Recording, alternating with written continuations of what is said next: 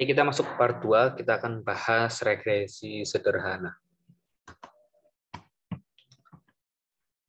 Oke, untuk kelompok data sampel berpasangan, garis regresi atau garis paling cocok atau garis kuadran terkecil adalah garis lurus yang terbaik dalam mendekati scatter plot dari data. Jadi nanti ada titik-titik yang tadi ya, itu namanya scatter plot, kemudian nanti akan ada garis regresi yang menghubungkannya. Nah, jadi dari titik-titiknya itu sebarannya akan bagaimana? Kalau sebarannya lurus, berarti dia ada korelasi. Kalau misalkan yang kayak tadi yang menyebar itu berarti dia tidak ada. Oke, yang ini untuk persamaan populasi dan sampel. Kita kayaknya akan mencari yang sampel sih untuk pertemuan 10 ini. Jadi yang sampel itu Y cup sama dengan BO, B0, ya kali statistik open BO. Terus plus B1X ya. Persamaan regresi menjelaskan hubungan antara X, disebut variabel bebas, atau variabel prediktor, atau variabel penjelas. Dan Y, atau Y cup, disebut variabel dependent, atau variabel respon. Jadi kalau yang tadi, yang seperti yang aku jelasin, bahwasanya kalau korelasi itu bebas, X-nya yang mana, Y-nya yang mana. Kalau yang regresi ini, X dan Y-nya itu akan ditentukan. Isinya ditentukan di soal, atau kita yang akan menentukannya sendiri. Oke. X-nya itu variabel bebas, nah, yang Y-nya itu variabel responnya. B0 adalah titik potong dengan sumbu Y atau Y-intercept, terus B1 adalah garis regresi. Oke, nanti kita akan lihat di pengerjaannya. Kemudian di sini ada asumsi untuk error. Error merupakan variabel acak dengan rata-rata sama dengan 0. Variansi dari error dinotasikan dengan apa ini namanya? Varians adalah sama untuk seluruh nilai dari variabel independen. Nilai dari error untuk setiap observasi adalah saling bebas. Error merupakan variabel acak yang berdistribusi normal. Ini maksud outlier lah. Oke, kemudian mencari persamaan garis regresi. Nah, kalau misalkan kita ingat ya, itu kan nah, di matematika dulu kan ada rumus tuh ya, yang Y sama dengan MX plus C. Nah, itu sama dengan ini sih sebenarnya. Konsepnya sama dengan ini, karena ini berhubungan dengan garis ya, yang mana M, kalau misalkan dulu ya, mungkin aku tulis ini. M itu dulu adalah slope atau kemiringan. Y, kan dulu kan gini rumusnya. X, ini MX ya, sorry ya. X plus C. Ini. Nah, yang di sini sebagai slope atau B1-nya itu sebagai M. Nah, B0-nya itu sebagai C. Oke. Nanti bakalan terpakai itu untuk mencari Y-nya. Jadi kalau misalkan nanti aja contoh lah. Oke, dan ini rumusnya ya seperti ini. Sekian banyak, tapi kita tidak akan memakai ini sih. Pun juga kita akan memakai dari Excel. Kita akan meninggalkan cara-cara kuno. Nah, jadi menggunakan garis regresi ini untuk memprediksi. Nah, jadi nilainya itu adalah nilai prediksi, bukan nilai yang tepat ya. Sehingga nanti bakalan kita itu akan menemukan residu. Residu itu adalah kesesuaian antara prediksi dengan hasil nyatanya. Oke. Yang pertama, gunakan persamaan regresi untuk prediksi hanya jika garis regresi pada scatter plot mengonfirmasi bahwa garis regresi cocok dengan titik-titik observasi dengan baik. Gunakan persamaan regresi untuk prediksi hanya jika koefisien korelasi R mengindikasikan adanya korelasi linear antara dua variabel. Oke. Gunakan garis regresi untuk prediksi hanya jika data tidak terlalu jauh di luar cakupan data yang tersedia. Apabila persamaan regresi nampak tidak berguna untuk membuat prediksi, nilai prediksi terbaik adalah dari suatu variabel adalah rata-rata sampel. Oke, kita akan lihat garisnya. Seperti ini ya garisnya. Tapi sebelumnya kita baca dulu konsep-konsepnya.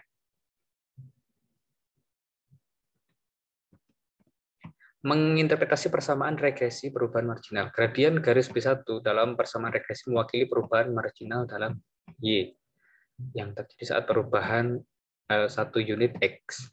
Bisa nih, aku contohin di Excel tadi ya. Di sini. Oh, ini belum regresi sih. Nah, yang ini.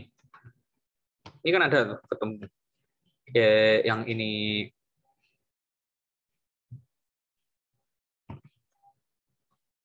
bentar, P0 125 ini P0 terus 1,72 X-nya itu yang P1 ya tadi ya, 1,72. Nah, maksud dari pernyataan yang tadi di PowerPoint itu adalah setiap penambahan satu ukuran sepatu akan menyebabkan prediksi tinggi badan 1,72. Jadi kalau misalkan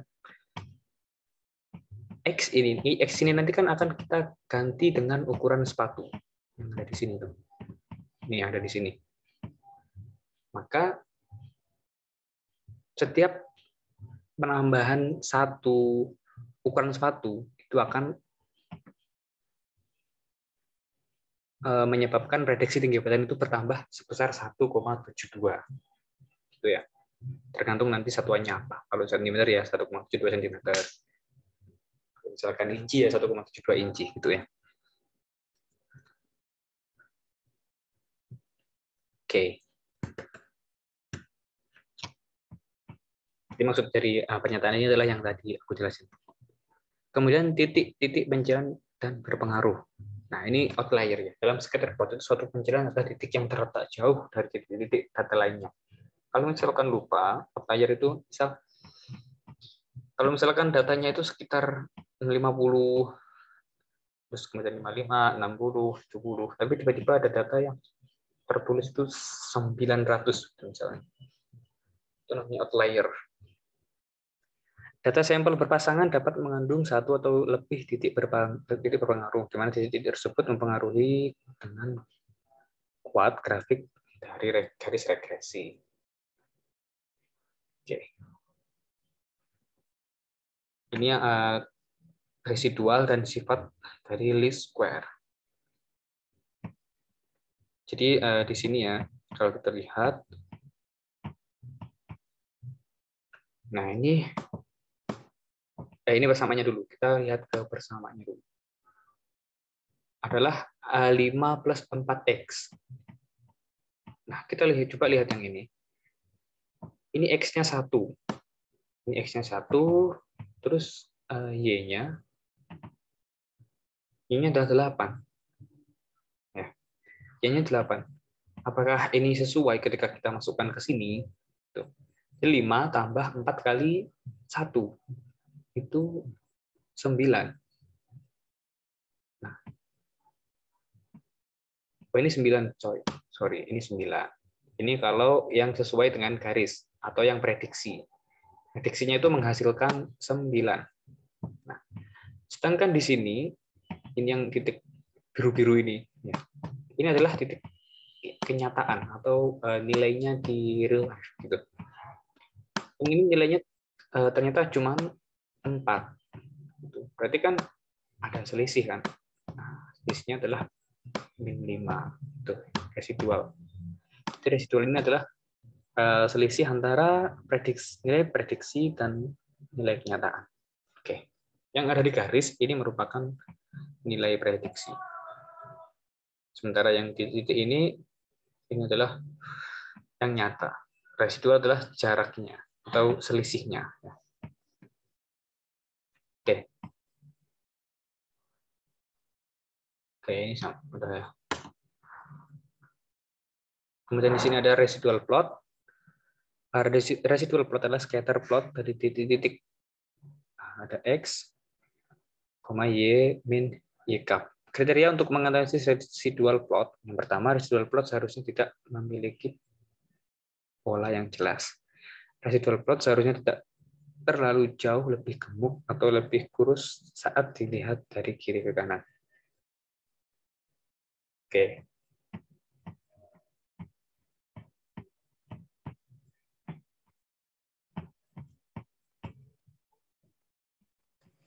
Oke, kalau misalkan kita buat di sini ya, ini kan misalnya garis lurus ini. Nah, ini yang model bagus. Ini yang good model. Ini yang modelnya tidak bagus ya, karena grafiknya bentuk seperti ini. Kalau ini bercabang. Oke. Jadi yang good modelnya itu yang sini. Sebarannya itu tidak terlalu jauh lah. Antara yang di atas dan di bawahnya. Kalau yang ini kan agak melenceng, kemudian yang ini malah menyapa. Oke. Lanjutkan dulu. Nah, ada caranya, yaitu yang pertama pakai uji T, kemudian ada interval kepercayaan seperti biasa, kemudian juga bisa pakai uji F. Oke, kita coba yang uji T dulu untuk menghitung atau membuktikan hipotesisnya. Oke, ini masih populasi ya rumusnya, karena ini menggunakan beta. Dalam model regresi sederhana, apabila X dan Y berhubungan linear maka seharusnya nilai beta 1 tidak sama dengan 0. Oke, tujuan uji T untuk menyimpulkan bahwa beta 1 tidak sama dengan 0. Ini hipotesisnya ya. Kalau kasusnya seperti ini, berarti original claim-nya adalah beta 1 tidak sama dengan 0. Atau ada korelasi. Oke. Ini rumus-rumusnya.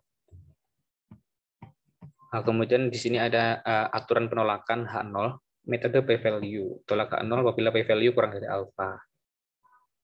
Seperti biasalah. Kalau menggunakan metode nilai kritis atau menggunakan traditional method, tolak H0 apabila T kurang dari sama dengan ini T kritis. Kemudian yang ini adalah T hitungnya. Oke, dengan degree of freedom-nya N min 2. Oke. Jadi tolak ketika ya samalah kayak yang sebelumnya ya. 2 ekor tuh. Nah, yang ditolak tetap yang berada di sini, berada di sini. Oke, itulah maksudnya. Oke, kita akan coba untuk menghitung atau mengerjakan sebuah soal untuk regresi sederhana. Nah, ini yang uji F ini kita pakainya nanti tabel 6 ya. Kemudian ini ada interval kepercayaan. Oke. Sebenarnya ini tuh kita sudah dimudahkan ya. Ada cara yang mudah, yaitu kita pakai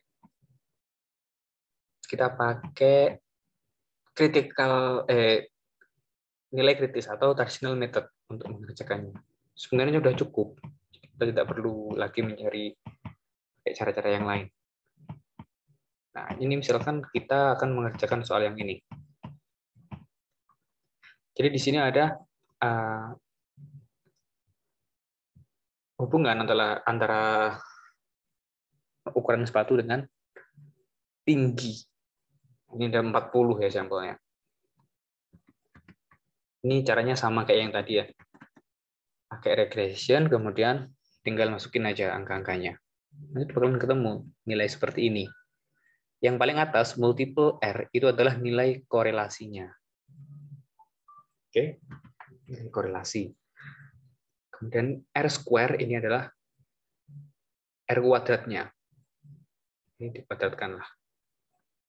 Kemudian di sini ada T stat dan juga T value. Terus ini ada koefisien yang intercept atau nilai P0-nya itu adalah 80,93. Yang atas ini intercept nih. Terus yang bawahnya ini yang jadi B1. Maka dari data-data ini kita bisa langsung memasukkan ke modelnya atau masukkan ke rumusnya, yaitu Y sama dengan B0 kita masukkan yang intercept atas ini 80,93 plus 3,21 X. Oke. Yang mana X-nya nanti adalah ukuran sepatu yang ini ya. Ukuran sepatu. Oke, so print. Oke, kemudian ada H0 yang tadi ya row sama dengan 0, itu artinya tidak ada korelasi. Nah, ini adanya tambahan hanya jika P sama dengan 0. Jadi tidak ada korelasi itu hanya ketika P-nya itu sama dengan 0. Kalau misalkan 0, sedikit ya, 0, sekian gitu, itu masih ada korelasi, namun tidak signifikan namanya. Oke.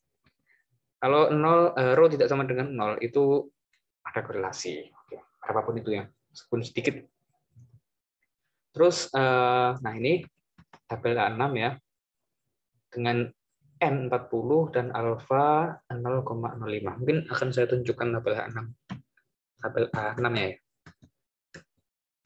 Kalau di rangkuman rumus yang diberikan dari dosen itu ada di paling atas. Nggak paling atas juga sih. Ini tabel A6. Jadi kan alfanya 5. Sorry. Nah, ini alfanya 0,05, kemudian cari yang 40. Oke, ketemunya ini. 0,312. Oke.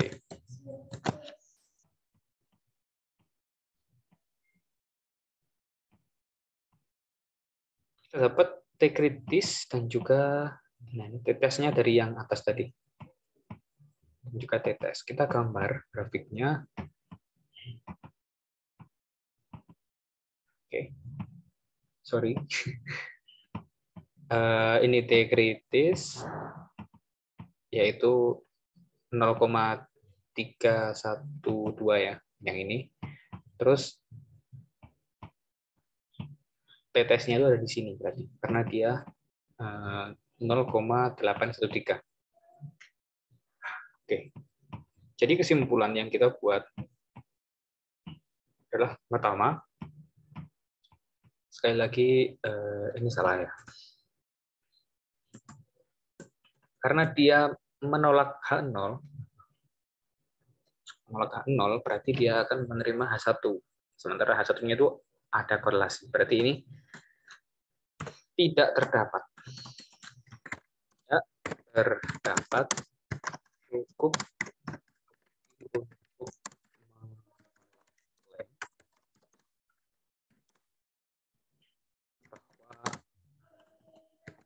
ada korelasi antara show dan tinggi badan. Seperti itu. Kemudian kesimpulan yang kedua, itu terdapat korelasi yang signifikan. Karena dia itu jatuh di area reject H0. Kemudian juga nilainya itu mendekati 1. Kalau misalkan tadi itu ya, kalau misalkan yang tadi itu dia itu jatuh di area fail to reject.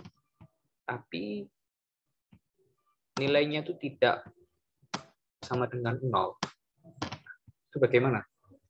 Nanti misal ini 0. Nah, garisnya itu misal ada di sini.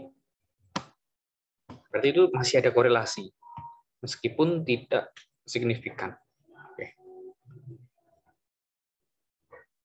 Jadi tidak ada korelasi, itu hanya jika dia itu pas di 0.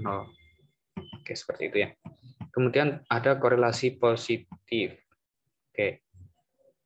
Kalau korelasi positif gampang lah.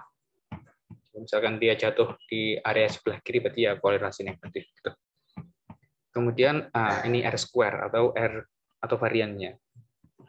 Nilai R square artinya model yang dihasilkan hanya bisa menjelaskan korelasi antar variabel sebesar 66%. Dan biasanya 34% ditentukan oleh variabel luar. Oke. Nah, kemudian ada termasuk bad model. Ini kalau misalkan sampelnya itu kurang dari 30. Kalau yang lebih dari 30 itu tetap model yang bagus ya. Kemudian di sini ada interpretasi lagi, setiap penambahan satu satuan ukuran sepatu akan menyebabkan prediksi tinggi badan 3,21.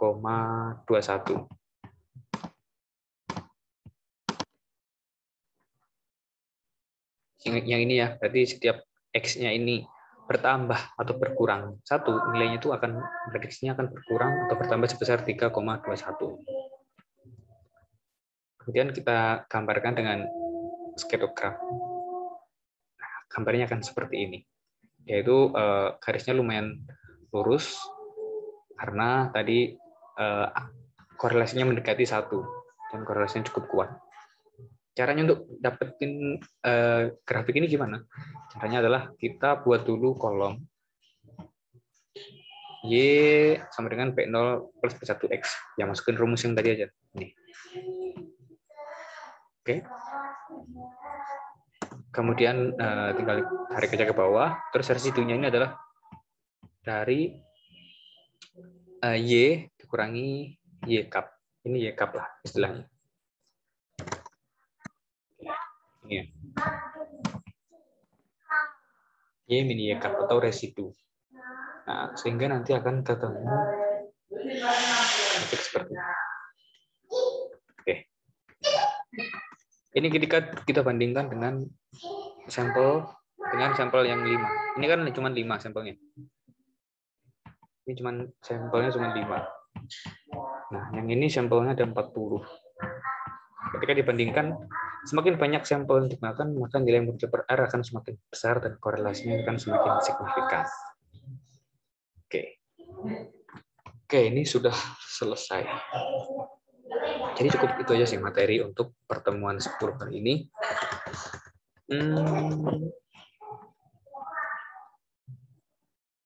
Ini yang tadi ya, menggunakan F. Kalau misalkan menghendaki menggunakan p-value, itu nanti silahkan dicari ya nilai dari F-nya itu di lewat tabel A6 tadi ya.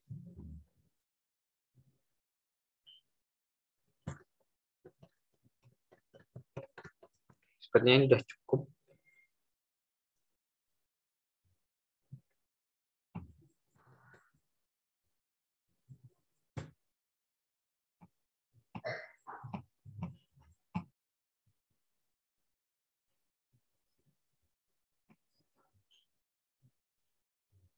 Oke.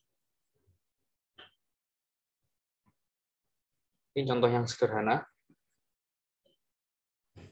Oke, ini adalah contoh yang sederhana.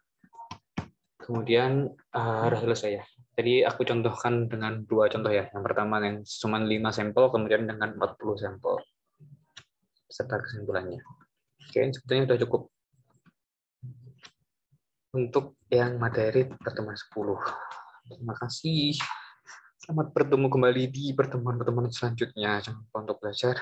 Dan ini karena ini materinya mudah ya, cuma ya tinggal masukin di Excel aja, terus tinggal dibuat kesimpulan-kesimpulan. Jadi kayak materi-materi yang ada di sini itu kita yang penting tahu, dan untuk mengerjakannya kita pakai Excel aja.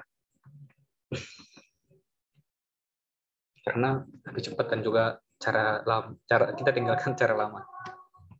Oke, terima kasih. Bye-bye.